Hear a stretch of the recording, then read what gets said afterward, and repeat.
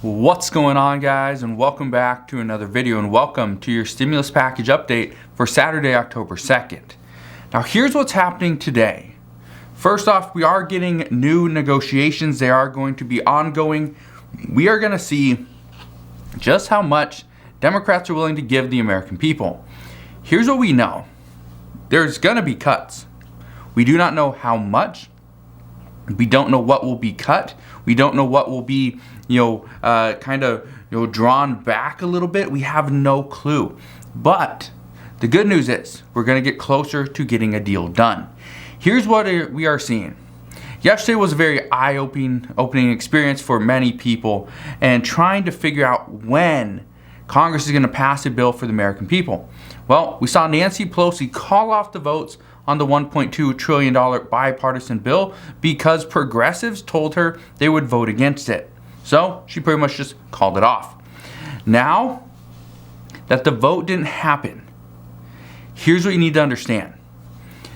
President Biden came out yesterday and said that the bill has to be smaller, that the $3.5 trillion bill cannot be $3.5 trillion. It needs to be between $1.9 and $2 trillion, possibly up to $2.3 trillion. However, many expect it needs to be between $1.5 and $2 trillion. Now, in just a second, I'm going to give you a couple different options.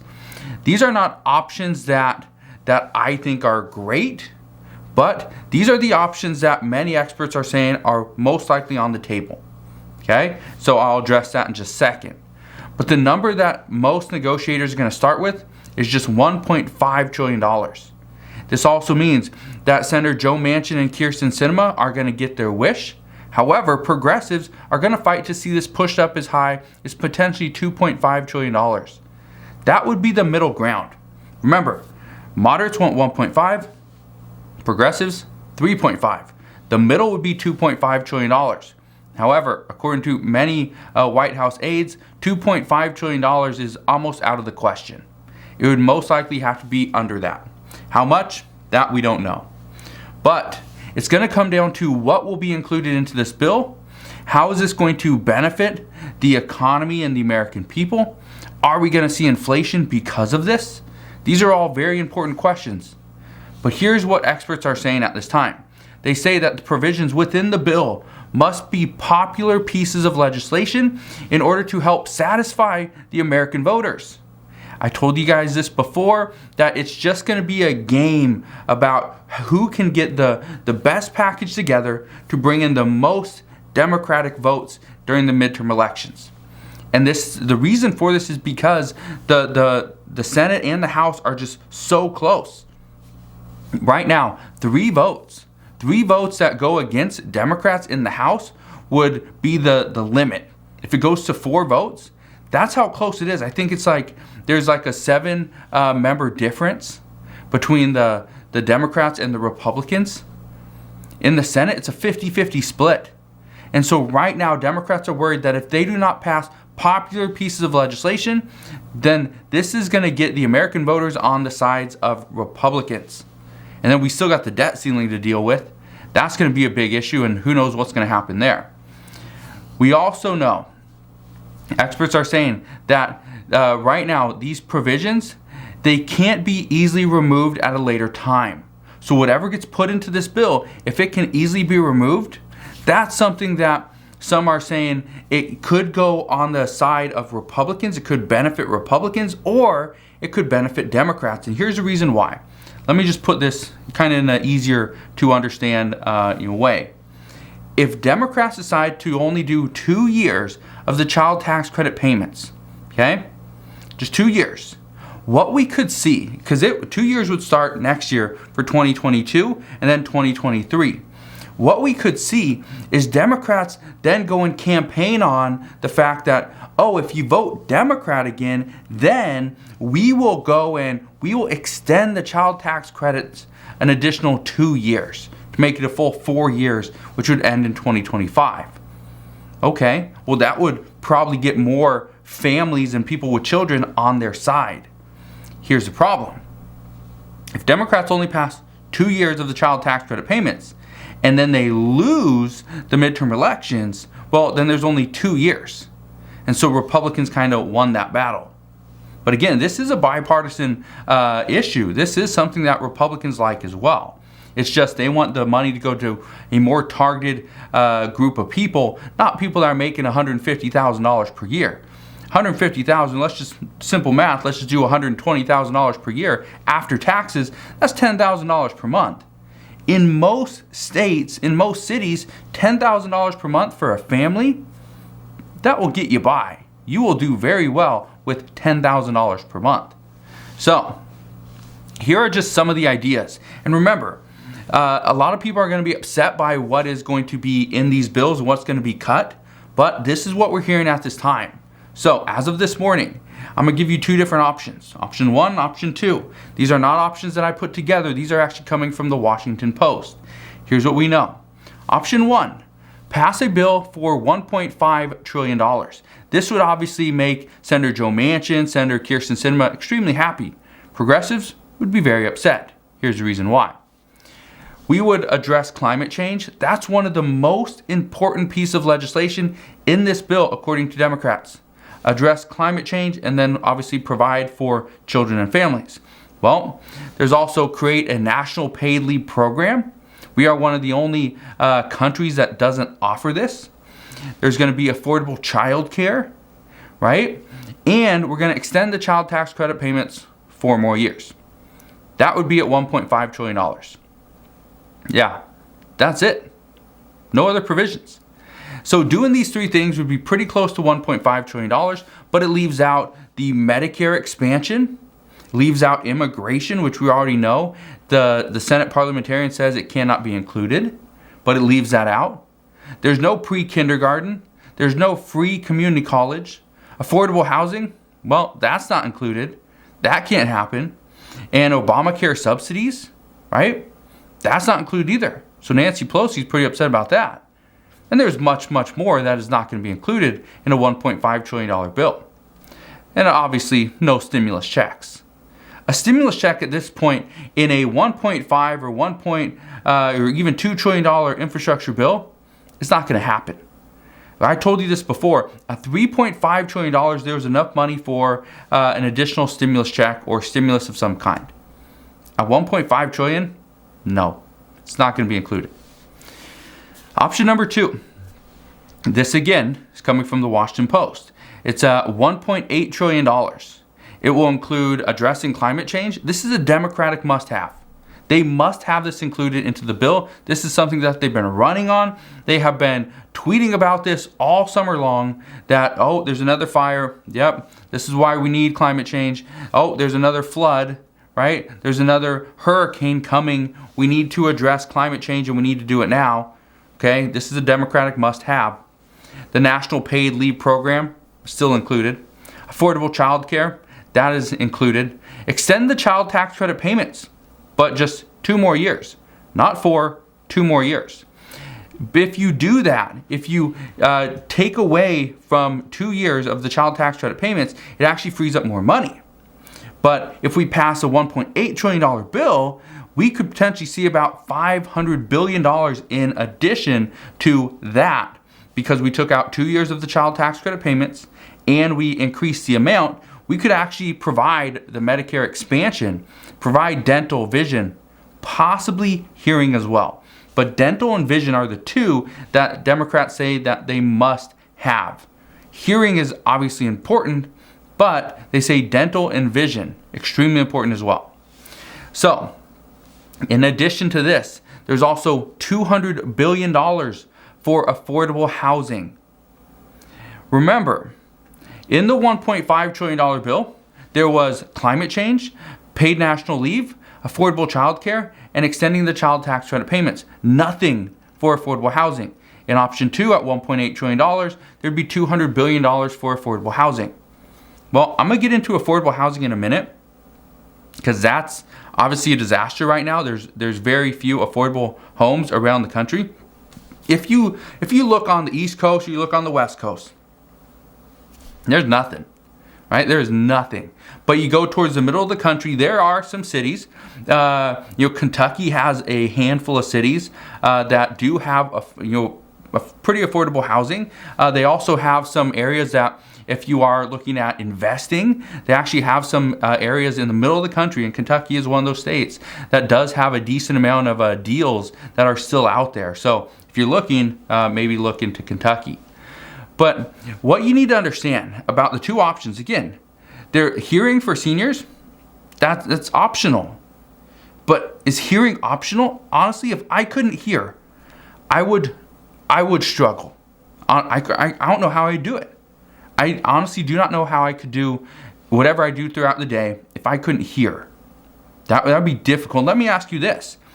If you had to give up one thing, dental, vision, or hearing, so you either, your teeth, let's say, were rotting out and you couldn't chew, meat and, steaks and any harder food, bite into an apple, right?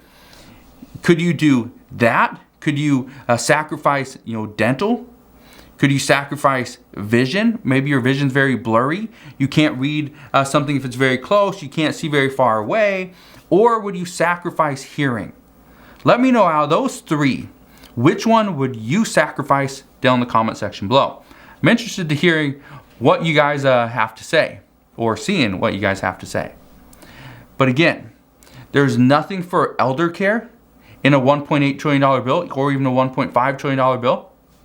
Free community college is missing again. That's probably out of the question.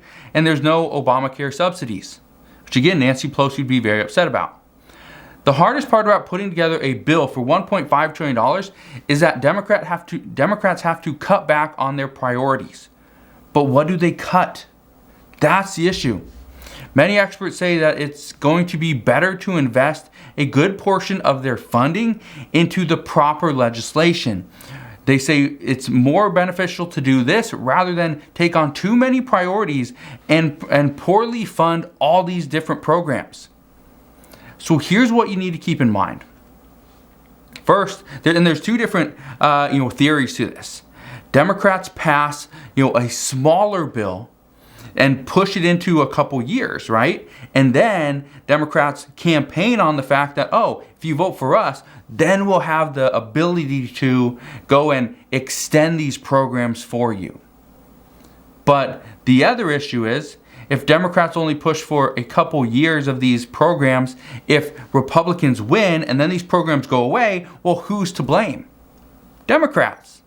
Because Democrats had the ability to extend these programs for 4 or 5, 10 years, make some even permanent, but yet they didn't do it. That's the issue. So we're going to see what happens there, but right now the talks are, we need to bring down the bill in size, figure out what the most important piece of legislation are, put together a plan, negotiate with the other side, and figure out how soon we can get this deal done. But according to all reports, it will most likely be November before the negotiations are over and before we see a bill pass. So, we will see. But according to other reports, the issues on right now that are happening within the United States, it's not just about stimulus and infrastructure. Right now, the supply chain issues are huge as well. So, some are saying that the supply chain issues are not even close to being resolved. Too many people are upset that they can't find products at the grocery store. They can't find products at any retail store. Grocery products are in short supply. Water, bottled water, right? Juices, okay? Toilet paper, paper towels, paper plates, okay? Very, very short supply. You go and try to find meats. Certain meats you can't find, or they're just too expensive, right? Cheeses, same thing, right? You go and, let's say you want to go and buy the new PlayStation or Xbox. Well, good luck with that. It's very difficult to get those. And on top of that, you got people that are, buying them and selling them for 2 to 3 times as much. That's what we've been seeing all summer long. And it's still going to happen. You want a new car or truck? Well, they're in short supply also. You want a new truck? Well, chances are you are going to overpay for the truck. Guaranteed you will overpay because of the short supply. If you're thinking about getting a new computer or computer parts so that you can work from home, well, that's going to be difficult as well because computers and their parts are very hard to find. A lot of people are using a lot of the computer parts in order to go and mine cryptocurrencies. maybe that's something that you want to do as well. Well, you can. It's a great way to make a little bit extra money, right? You can start mining some cryptocurrencies, some different coins. That's a great idea, but finding those products is very difficult. And here's the reason. The reason is actually pretty simple, but the reason is very deep compared to what many people think. A lot of people think, oh, well, we got COVID, so people just aren't working. That's the reason why. Well, it starts there. But people aren't working, so the truck drivers, they don't have enough drivers to actually transport the goods across the country or from different countries. That's an issue, but it runs a little bit deeper than that. We also know that manufacturing took a major hit last year as well. But again, it's a little bit deeper than that. Here's what we know. The problem that we're seeing right now is that many companies over this past year actually stopped production on certain different things, right? You go and look at something like the Lunchable, right? The Kraft Lunchables, little cheese and crackers, little maybe candy, things like that, right?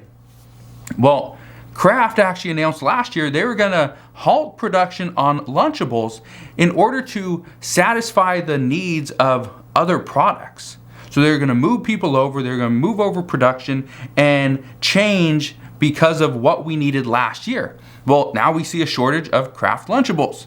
All right, there's an issue. But here's the problem.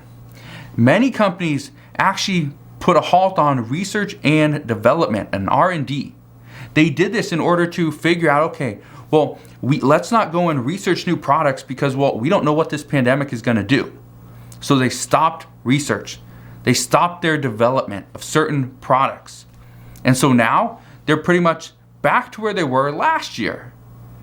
Well, the other issue is there's a shortage of workers.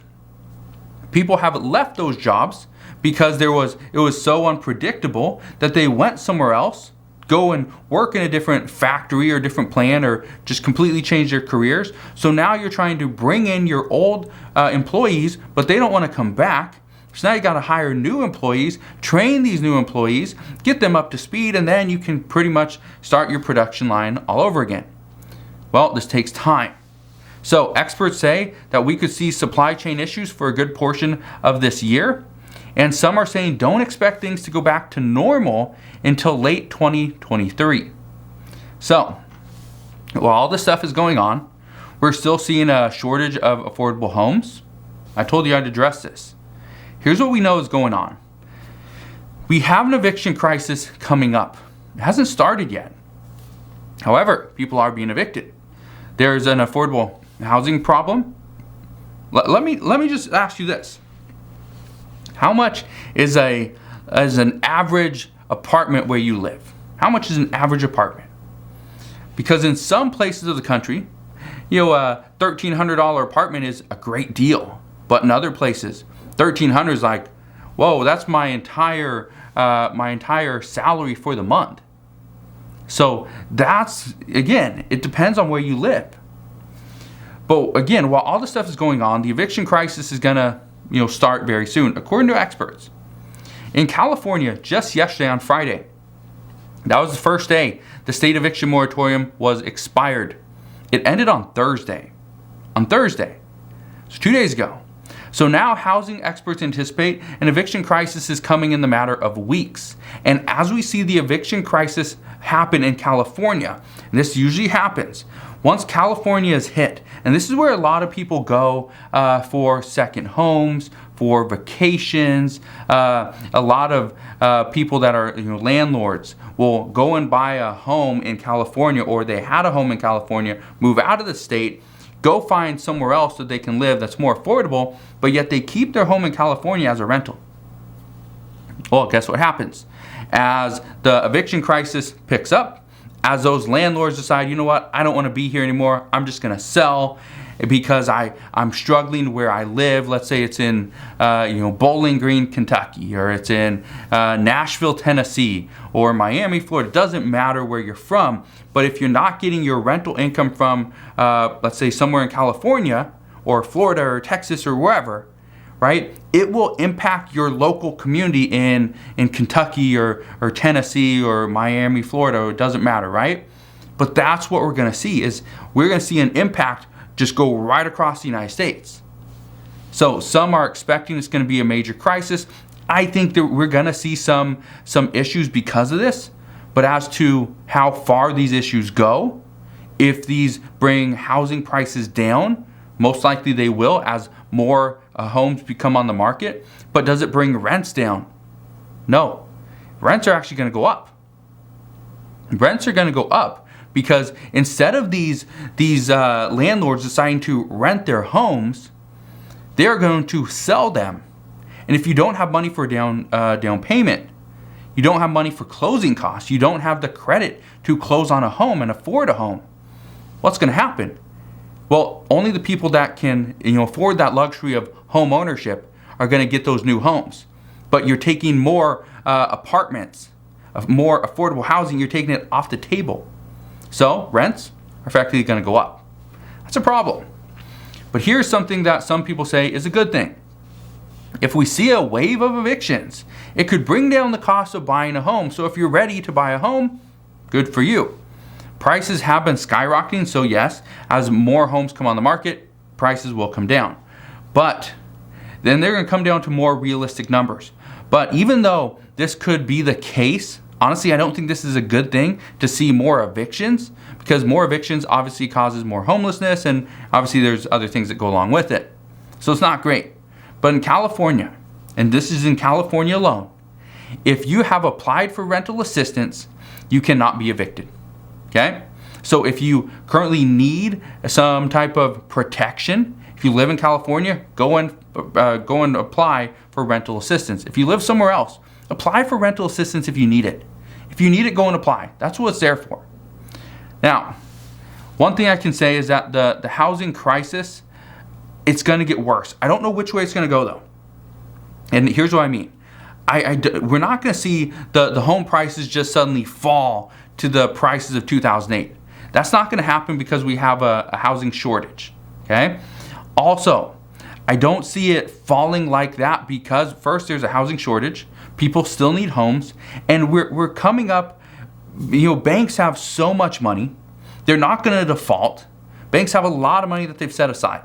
Okay, and I think the reason why banks are setting aside so much money is because they do anticipate that obviously rates are going to increase. They're trying to still lend people money. People are going to need additional assistance very soon, but the problem is we don't have the same issues that we saw in 2008. People aren't over leveraged anymore. Some, yes, probably they are. But in most cases, people are not upside down in their home loans. They could sell their homes, cash out, pay off their loan, and they'd have a good nest egg, $50,000, $100,000 just sitting there. So we're not going to see a massive foreclosure crisis coming. Evictions, possibly. Foreclosures, no, I don't see it. So, just wanted to provide you with that little update. Let's get into the vaccine news for today. A new British study has concluded, and it says that vaccinated individuals are less likely to transmit the virus. Well, this is something that we've seen already here in the United States as well. And they say that the Pfizer vaccine, people are 65% less likely to test positive when in contact with somebody that was positive and had a Pfizer vaccine as well. This study, it pretty much just confirms what the United States or the U.S. health experts have been telling us for the past few months, saying that having the vaccine will not keep you from getting COVID. That's not the purpose of it. Yes, that would be great, but that's not the purpose. The purpose of this vaccine is to prevent you from getting seriously ill and having to go into the hospital. Because if you cannot get the care you need at a hospital because they're overbooked, they don't have any beds, they don't have ventilators, well then you could potentially die. So that's the reason why they say to get the vaccine. Also, getting the vaccine will help prevent a rapid spread of the virus to others. And this is one of the big things, and this is what we're seeing from many different companies and states, is that, well, let's implement some type of vaccine or mask mandate, because if more people get the vaccine, it will effectively pretty much close down or shorten the spread. So we won't see this quick spread of this virus. It will actually be much slower. People would have to be in much closer contact. okay? Which in many cases doesn't happen, especially in this day and age. So that's kind of what we're seeing regarding the vaccines. But again, I understand many people don't want the vaccine, and that's completely fine. That is their choice, their body, their decision. So that's where we're at regarding the stimulus update, the vaccine news, and the housing crisis. So if you have any questions on any of that stuff, please ask your questions down in the comment section below. Again, I just want to thank you guys for watching. Have a wonderful rest of your day. Consider subscribing, and I'll see you guys on the next one.